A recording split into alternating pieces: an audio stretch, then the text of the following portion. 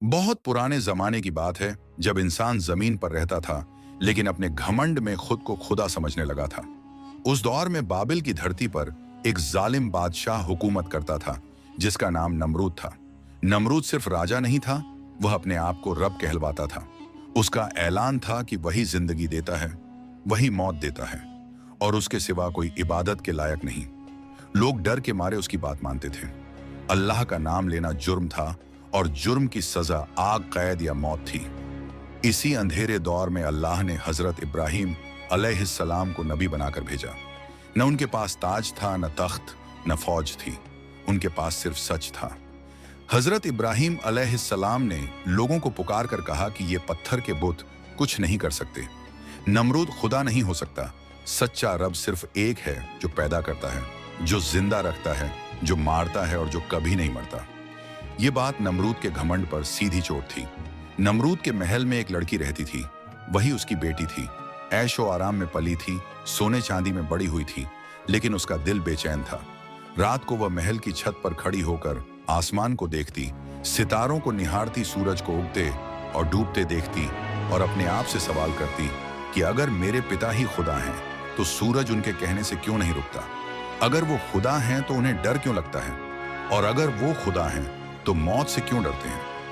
ये सवाल उसके दिल में आग की तरह जलते रहते। एक दिन महल में चर्चा हुई कि शहर में एक आदमी है जो नमरूद को खुदा मानने से इनकार करता है।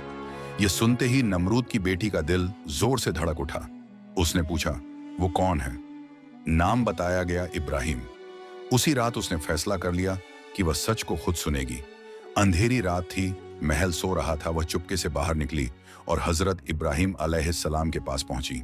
कांपती आवाज में उसने पूछा, आप जिस रब की बात करते हैं वो कैसा है? हजरत इब्राहिम अलैहिस्सलाम ने बहुत सुकून से कहा, मेरा रब वो है जिसने तुम्हें भी पैदा किया और मुझे भी। वो सूरज को पूरब से निकालता है और पश्चिम में डुबो देता है। वो न सोता है, न थकता है, न मरता है। ये शब्द नहीं थे, ये नूर था। उसकी आंखों से आंसू बह निकले। उसका दिल गवाही देने लगा। उसने कहा, आज पहली बार मुझे सुकून मिला है। और उसी पल उसने गवाही दी कि अल्लाह के सिवा कोई सच्चा खुदा नहीं। जब नमरूद को यह खबर मिली कि उसकी अपनी बेटी ईमान ले आई है तो उसका घमंड चूर चूर हो गया। वह आग बबूला हो उठा। उसने कहा, अगर मेरी बेटी ही मेरे खिलाफ हो गई तो मेरी बादशाहत कैसे बचेगी? उसने अपनी ही बेटी को कैद में डाल दिया। उसे डराया धमकाया गया, कहा गया अपने ईमान से पलट जा वरना मौत तेरा इंतजार कर रही है। लेकिन उसने बहुत सुकून से जवाब दिया, जिस रब ने मुझे सच दिखाया है मैं उसे छोड़ नहीं सकती। उसे अंधेरी कोठरी में बंद कर दिया गया। भूख और प्यास दी गई, लेकिन उसके चेहरे पर डर नहीं था। उसकी जुबान पर सिर्फ एक नाम था, अल्लाह। आखिरकार वह उसी हालत में दुनिया से रुखसत हो गई, ईमान पर कायम रहते हुए। वह जालिम बादशाह की बेटी थी, लेकिन अल्लाह की नजर में वह कामयाब मोमिन औरत बन गई। नमरूद अपनी ताकत पर घमंड करता रहा, लेकिन अल्लाह ने उसे एक मामूली से मच्छर के जरिए हलाक कर दिया। और हजरत इब्राहिम अलैहिस्सलाम जब आग में डाले गए तो अल्लाह ने आग को हुक्म दिया, ए आग ठंडी हो जा और सलामती वाली बन जा। यह कहानी हमें सिखाती है कि हिदायत महलों में नहीं, दिलों में उतरती है। सच की राह मुश्किल होती है, लेकिन वही सही होती है।